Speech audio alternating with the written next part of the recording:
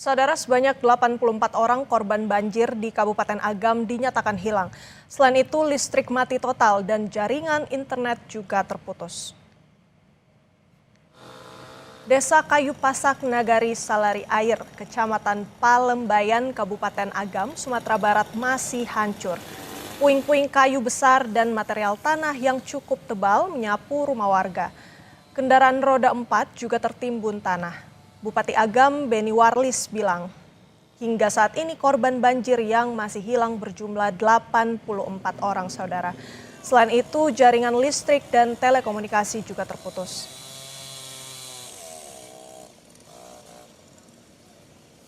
Kita bergabung dengan jurnalis Kompas TV Reza Pratama dan juru kamera Abdul Rohim di Kabupaten Agam, Sumatera Barat. Reza, bagaimana proses pencarian korban banjir di Kabupaten Agam yang masih dinyatakan hilang? Ya baik, Renata dan juga saudara, proses pencarian tadi sempat terhenti sementara begitu ya karena faktor cuaca. Cuaca tadi sebelum kami melaporkan saat ini turun hujan begitu cukup deras hujannya, namun saat ini hujan berangsur-angsur mereda begitu ya. Namun ketika hujan turun memang proses evakuasi ini dihentikan sementara karena menyangkut keselamatan dari tim SAR itu sendiri. Nah, kami akan mencoba mengajak Anda untuk berbincang bersama dengan Kapolres Agam, ada Bapak AKBP Muari. Kita akan mencoba berbincang untuk menanyakan lebih lanjut seperti apa proses pencarian yang dilakukan oleh tim SAR gabungan pada hari ini. Selamat sore Pak AKBP Muari, selamat sore Pak, apa kabar? Selamat sore Mas Reza, alhamdulillah kabar baik. Pak, saya ingin menanyakan terkait proses pencarian hari ini, apakah sudah mendapatkan hasil atau tidak karena tadi sempat hujan dan terhenti sementara Pak? Baik Mas Reza, untuk hari ini kita tetap melakukan pencarian dan pada hari ini kita menemukan 2 korban yang langsung kita bawa ke rumah sakit Lubuk Basuk untuk diidentifikasi. Hari ini ada 2 korban ditemukan Pak. Dari total mungkin yang belum ditemukan, saat ini berapa sih Pak? Dari laporan warga masih ada 66, itu yang sudah melapor. Mungkin ada yang belum lapor, sehingga kita masih menerima laporan bagi saudaranya, keluarganya yang hilang di musibah. Yang 2 ditemukan tadi ini ada di daerah mana Pak mungkin atau ditemukannya di desa mana Pak? Di Salari Air Timur. 2 orang, kemudian kita langsung bawa ke rumah sakit Lubuk Basuk. Ini kurang hampir sudah 1 minggu Pak sejak terjadinya bencana banjir bandang di Kecamatan Palembayan, Kabupaten Agam ini. Tentu mungkin dari tim SAR sendiri apakah ada kesulitan dalam melakukan pencarian korban Pak? Ya, Mas Reza, untuk pencarian di tempat kita ini kan berlumpur dan kayu balok itu juga cukup banyak. Kita kesulitan untuk menjangkau atau mengangkat kayu-kayu ini karena alat berat itu kurang. Kemudian di samping itu lumpur ini tingginya sekitar 60-70 cm. Bahkan ada yang di tengah kali itu ada yang 2 meter. Makanya kami kesulitan secara manual untuk mengangkat material baik kayu maupun batu dan lumpur dari tempat tersebut. Izin Pak kalau boleh tahu saat ini alat berat yang digunakan jumlahnya berapa dan mungkin tadi disebutkan ada kekurangan, mungkin perlu tambahan alat berat berapa unit mungkin? Baik, untuk alat berat yang sekarang beroperasi ada 8.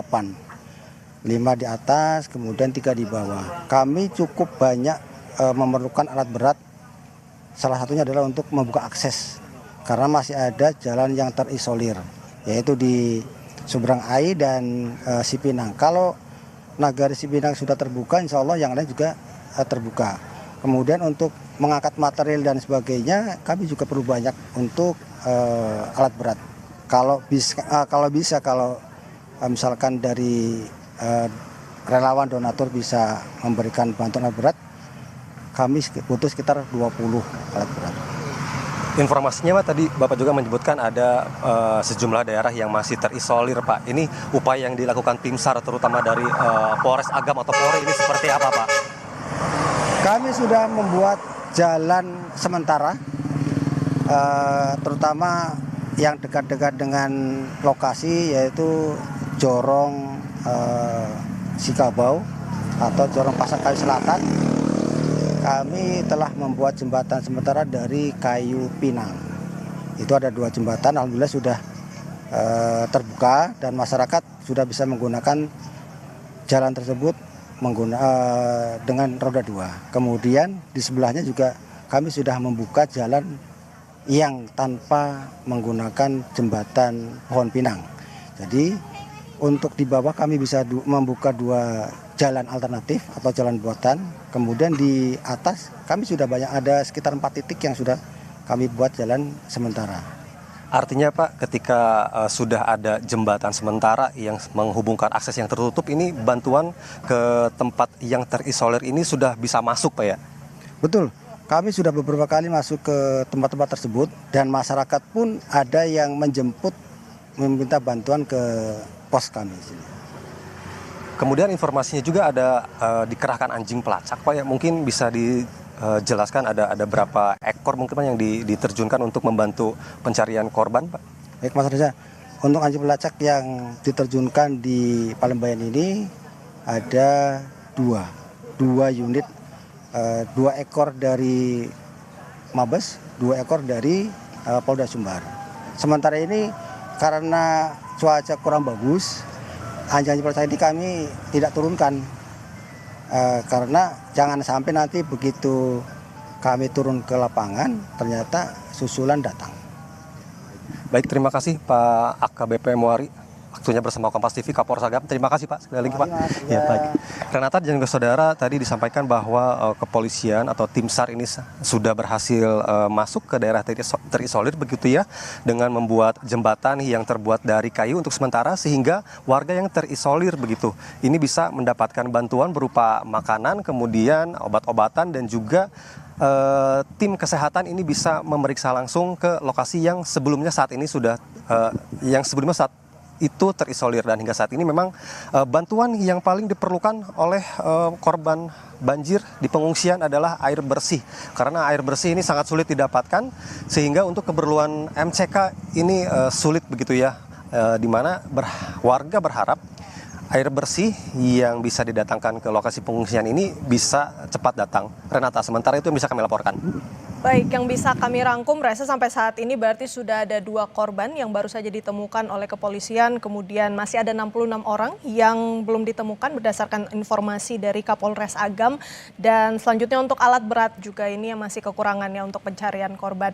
Dan tadi juga Anda sudah sebutkan, Reza, untuk kebutuhan yang paling dibutuhkan adalah air bersih. Selain air bersih, Reza, bagaimana? Apa saja lagi yang perlu di sana? Baik, Renata dan juga saudara, selain air bersih ini yang tentunya yang sangat dibutuhkan adalah komunikasi begitu ya, karena ada 1 tower dari provider BUMN begitu ya yang memang saat ini sedang mengalami kerusakan. Tower tersebut memang tidak bisa digunakan, oleh karena itu warga sekitar ini tidak bisa menggunakan telekomunikasi atau berhubungan langsung dengan sanak saudara yang ada di wilayah Sumatera Barat begitu ya. Dan juga jaringan listrik ini yang masih cukup terbatas begitu ya. Namun PLN sendiri rencananya dalam waktu dekat ini akan kembali membangun ulang atau mendirikan tiang listrik yang sempat rubuh karena banjir bandang. Kemudian akan ada 60 genset yang akan didatangkan begitu. Tentu ini menjadi perhatian dari pemerintah begitu ya, terutama tadi jaringan telekomunikasi dan jaringan listrik. Nah, untuk jaringan internet sendiri, jika warga yang ingin memerlukan jaringan internet ataupun berkomunikasi dengan keluarga ini bisa datang ke posko, karena pantauan kami hanya di posko tersedia jaringan internet begitu yang bisa digunakan oleh warga. Sementara itu, Renata. Baik, jadi selain air bersih juga jaringan telekomunikasi, tiang listrik juga perlu diperbaiki, dan juga sedang menunggu kedatangan dari genset begitu ya, Reza. Dan untuk warga yang ingin mengakses internet bisa datang ke posko. Reza, bisa digambarkan kepada kami situasi terkini di sekitar pengungsian seperti apa? Kalau situasi di sekitar pengungsian ini memang untuk letaknya dari dari lokasi banjir bandang yang terakhir begitu yang disapu oleh banjir bandang ini memang letaknya tidak terlalu jauh begitu ya. Kondisinya di pengungsian sendiri memang cukup fasilitasnya bisa dikatakan cukup.